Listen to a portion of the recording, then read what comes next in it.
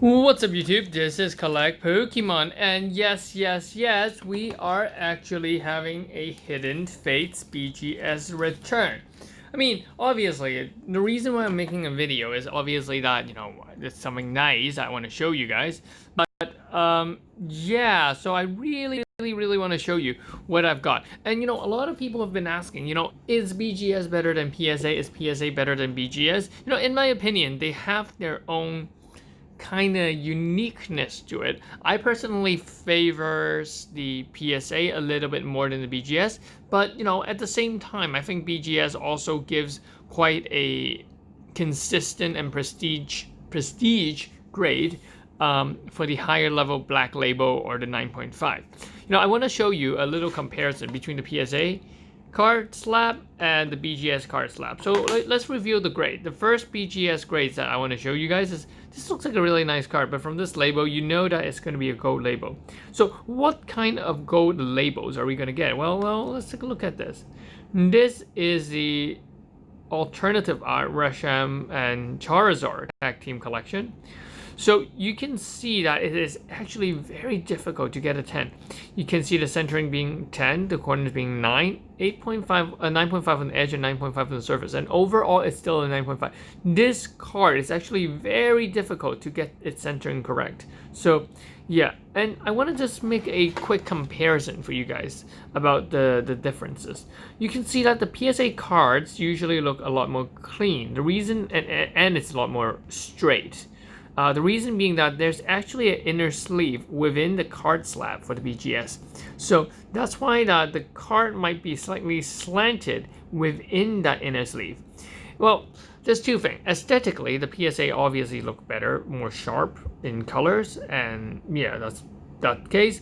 But the BGS one actually provide more protection for the card. So it's a give and take. Would you like to protect the card with the grades, or would you like a better display of the cards? I think that is going to be a trade-off that you guys have to consider. Now, looking at the size of the slab, we can see that the BGS one is almost double the thickness of the PSA card.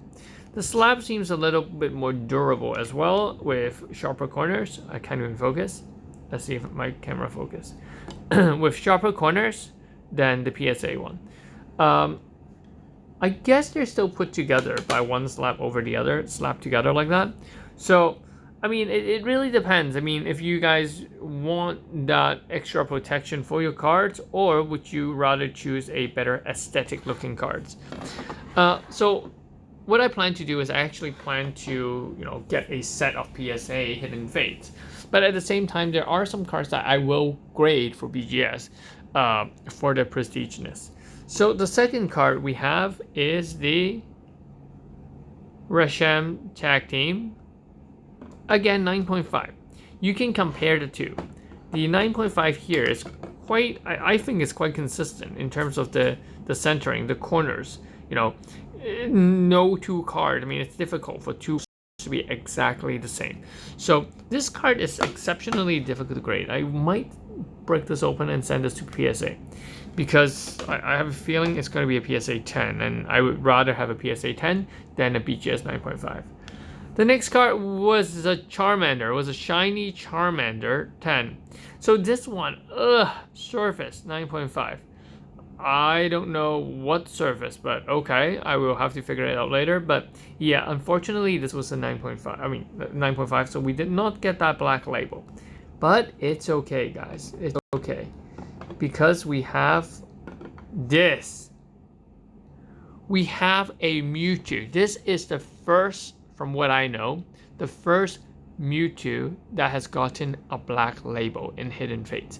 Mewtwo, it's a popular card, and it's actually quite difficult to pull as well. I mean, you could argue that the pull rate for Charizard and Mewtwo are the same, but I think that, as more and more of these products are released, the harder it is we find more prestige card, because from what I know from my experience, like from Burning Shadow, the first batch that was printed was always the nicer batch. The follow-up usually have some issues with centering. So this one, perfectly centered, amazing card. So great surface, great edge. We can see that the edge and the corners are very, very sharp. So yeah, beautiful card. Okay, and obviously, why make a video? I mean, just saying, why make a video without this boy? Hidden Fate Black Label Prestige Pristine 10 Shiny Charizard. So this one was a sensation over the internet. You know, the people sold it for like 10,000 US dollars. So I'm most likely gonna keep this. I'm not even gonna try and auction this off or something like that. So beautiful card. We can see that BGS does have a leeway for centering. You know, from my eyes, it's not 100% perfectly centered. It's more like a 45, 55, but they still accept it as, you know, 10 on a centering. The back, amazing card. This card was actually the one I pulled from the earlier video. If you saw the earlier video of me, you know, screaming, I won't stop until I get a GX card. Yeah, this was the exact Charizard that was sent off. So beautiful card, beautiful card. I'm actually very hyped. This is the first shiny GX I pulled, and this is the first BGS 10 I've got. Actually, this is the first time grading with BGS. So yeah, I think this has a monumental value to me. So I'm gonna keep this card. Pretty sure about that.